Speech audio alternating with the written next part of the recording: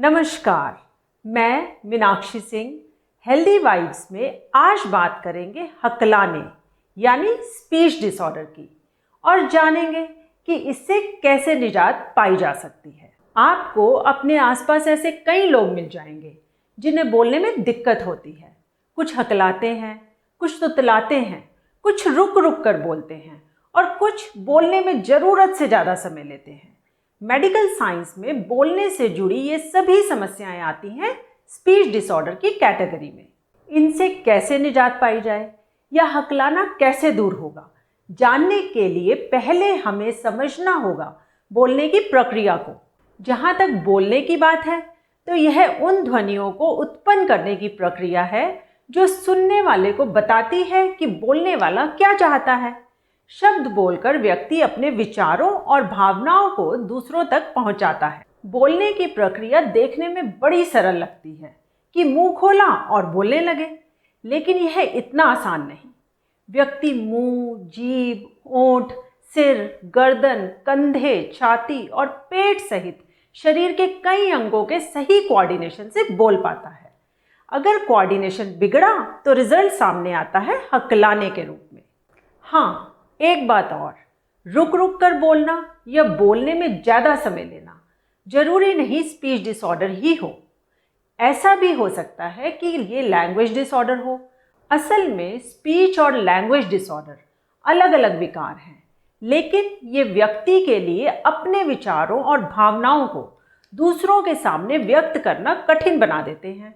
Speech disorder में जहाँ बातचीत वाली ध्वनियाँ बनाने में दिक्कत होती है, वहीं लैंग्वेज डिसऑर्डर में व्यक्ति की शब्दों को सीखने या दूसरों की बात समझने की क्षमता प्रभावित होती है। स्पीच डिसऑर्डर का सबसे कॉमन टाइप है हकलाना यानी स्टटरिंग।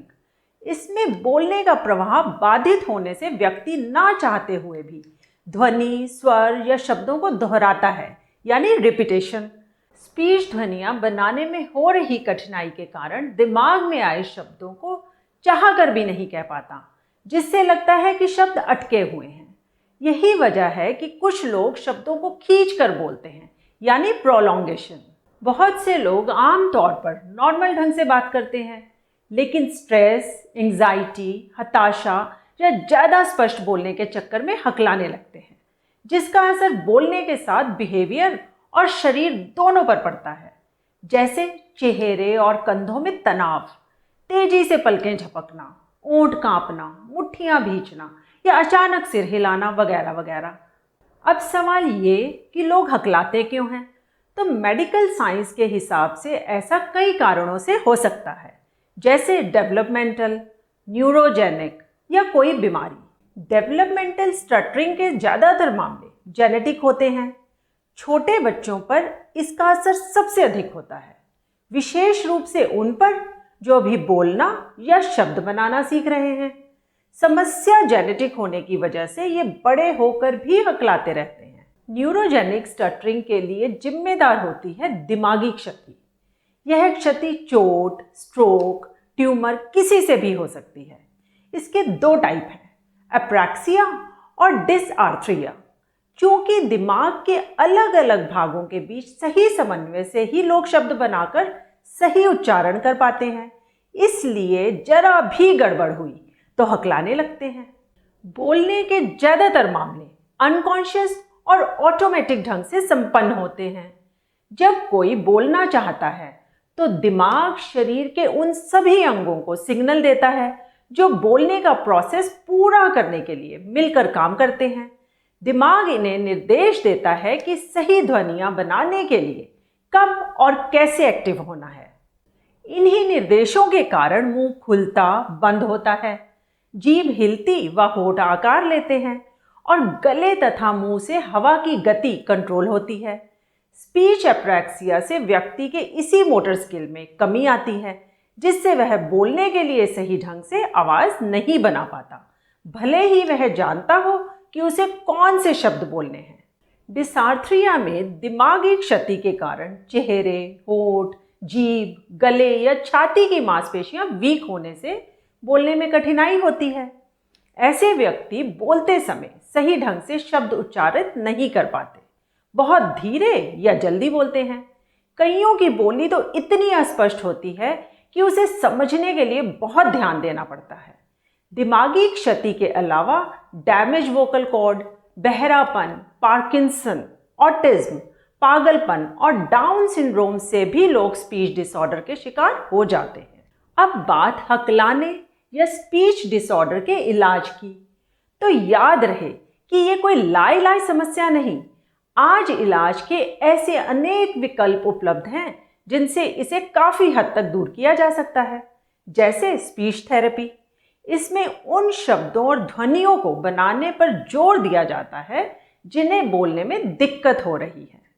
इस प्रक्रिया में डॉक्टर इस बात पर ध्यान देते हैं कि पीड़ित किन शब्दों पर सबसे ज़्यादा अटकता या हकलाता है। ऐसे शब्दों का सिलेक्शन करने के बाद उसे इन शब्दों की सही उच्चारित ध्वनि निकालना सिखाते हैं। अगर व्यक्ति शब्दों का सही रेफरेंस में उपयोग नहीं कर पाता तो उसे स्थिति के मुताबिक सही ध्वनि निकालना सिखाते हैं ताकि वह अलग अलग रेफरेंस में शब्दों का सही उच्चारण कर सके। अगर स्पीच डिसऑर्डर की वजह मसल वीकनेस है तो फिजिकल एक्सरसाइज से गले और मुंह की कमजोर मांसपेशियों को मजबूत करने पर जोर दिया जाता है। ओरल मोटर थेरेपी से साउंड फ्लो डेवलप होने के साथ आवाज में स्मूथनेस आती है। इसमें फाइन मोटर कंट्रोल और सांस पर काबू करना सिखाया जाता है।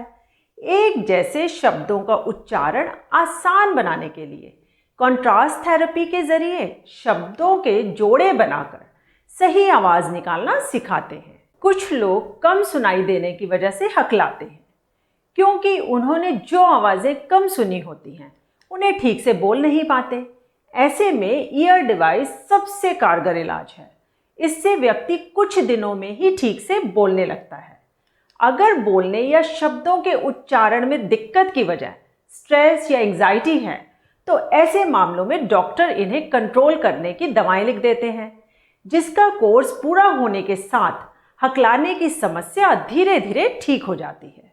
याद रहे, स्पीच डिसऑर्डर से व्यक्ति की क्वालिटी ऑफ लाइफ प्रभावित होती है। पीठ पीछे लोग मजाक उड़ाते हैं, सेल्फ कॉन्फिडेंस चला जाता है, इंटरव्यू वगैरह में दिक्कत होती है। इसलिए जैसे ही इसका पता चले तुरंत स्पीच थेरेपिस्ट की सहायता लें, क्योंकि हकलाने की ज़्यादातर समस्याएं ब्रीदिंग और मसल स्ट्रेंथन एक्सरसाइज से ठीक हो जाती हैं। उम्मीद है आज की जानकारी हकलाने यानी स्पीच डिसऑर्डर से जुड़ी समस्याओं को समझने और इससे छुटकारा दिलाने में मदद करेगी। चैनल को सब्सक्राइब, लाइक और शेयर ज़रूर करें। इसी कामना के साथ कि सब स्वस्थ रहें। अगले प्रोग्राम में मिलेंगे एक नई जानकारी के साथ। धन्यवाद। नमस्कार।